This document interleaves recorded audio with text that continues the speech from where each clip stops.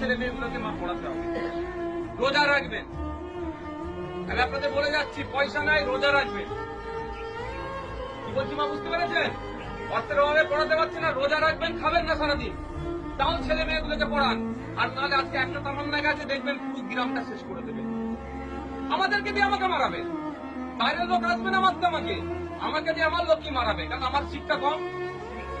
আমার ছেলের হাতে লাঠি তুলে দিলে সহজ হবে।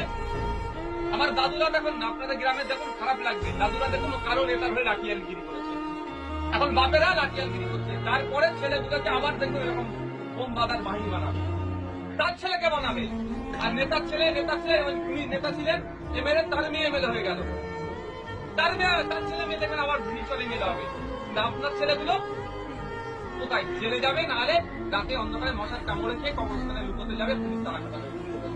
এর বাইরে কিছু আর হবে না। তাই অনুরোধ মায়েদের বলছি, রোজা রাখবেন, একবেলা খাবেন না, ছেলে মেয়েগুলোকে পড়ান, তাহলেই সমাজ পরিবর্তন হবে, তাহলেই মাথা তুলে বাঁচতে পারবে, নাহলে কুকুর বিড়ালের মতো জীবনযাপন হবে। এর বাইরে আর কিছু হবে না, কুকুর বিড়ালের মতো জীবনযাপন হবে।